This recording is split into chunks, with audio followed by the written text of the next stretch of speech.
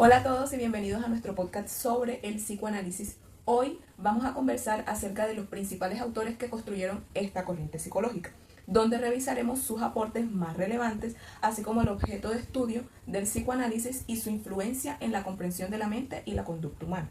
Nuestro grupo está conformado por Andrea Patiño, Juliet Martínez, mi persona, Caroline Puello, María Camila Obeso y Margarita Velázquez.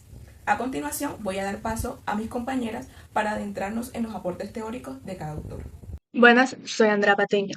Bueno, el autor Sigmund Freud es el autor principal y es considerado el padre del psicoanálisis por sus grandes aportes y teorías. Este enfoque tiene 5 teorías específicas, pero hoy solo les hablaré de una, y es la teoría tópica o topográfica. Según Freud, los procesos psíquicos ocurren en 3 instancias, en lo consciente, lo preconsciente y lo inconsciente. Lo consciente es la formación que le permite al sujeto funcionar en estado de vigilia, y lo preconsciente, este es un estado de tránsito, que puede ser recuperado por el sujeto, pero con una gran demanda de energía psíquica. Y lo inconsciente, este es el determinante del comportamiento, como normal y psicológico. En esta parte existe un mecanismo de defensa muy importante y es la represión. Esta es la cual pone fuera de la conciencia un contenido mental que le pueda causar al sujeto ansiedad y dolor no deseado. Muy buenas tardes, compañeros y tutora.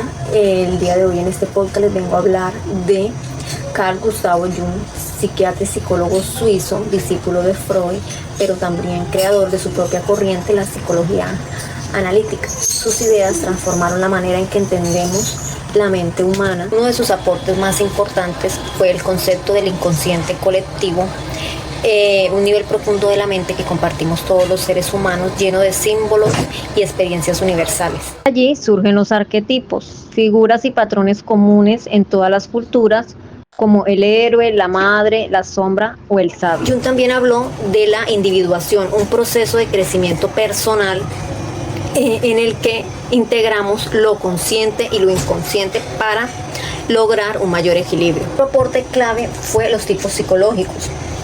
Distinguió entre introvertido y extrovertido y describió 4 funciones de la mente: el pensamiento, el sentimiento, la sensación o la intuición. Estas ideas dieron origen a pruebas de personalidad muy usadas hoy en día.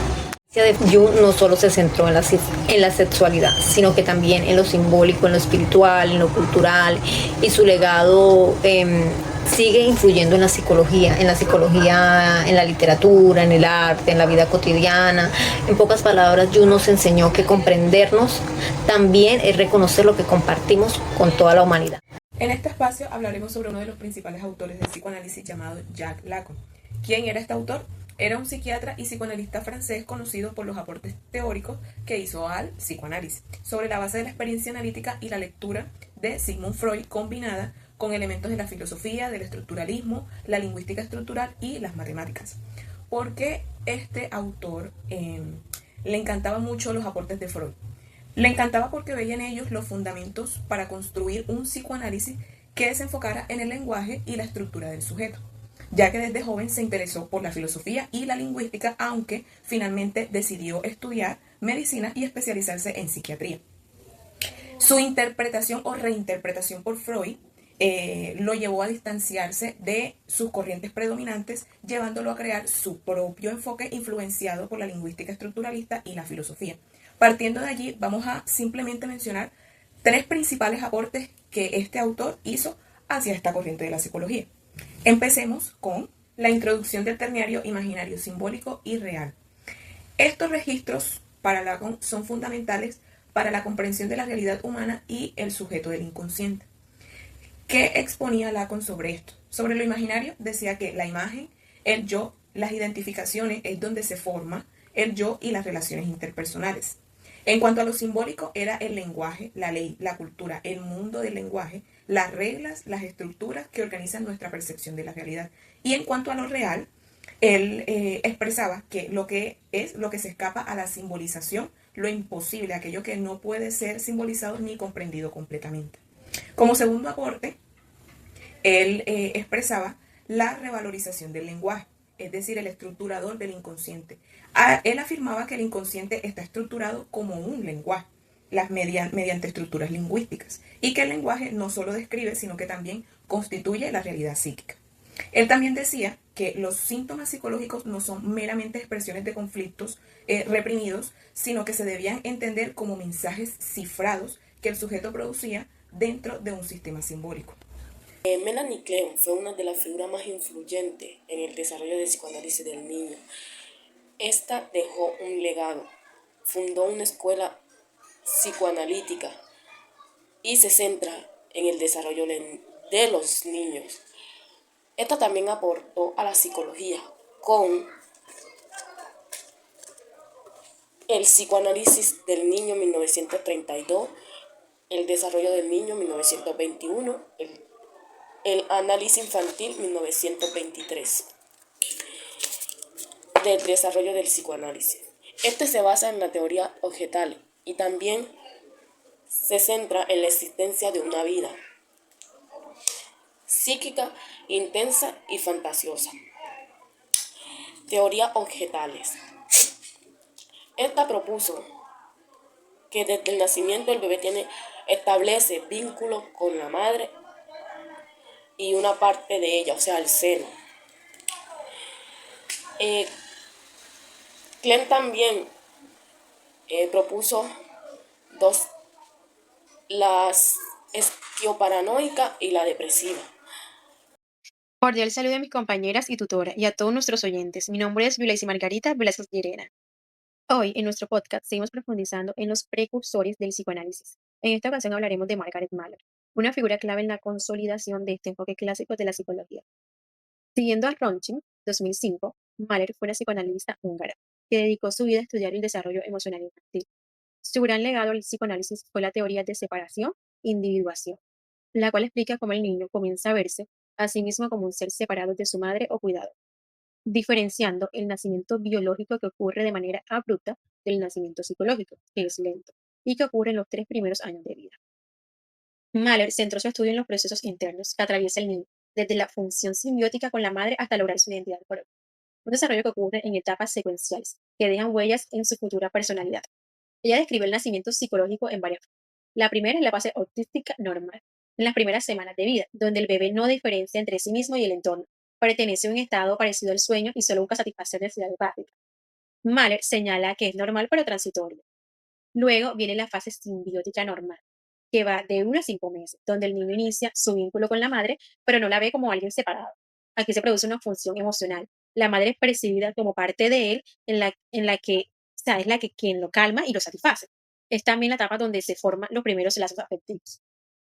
Después está la fase de separación e individuación, que ocurre entre los 5 y 36 meses, y que marca el verdadero nacimiento psicológico. Esta fase se divide en 4 subfases.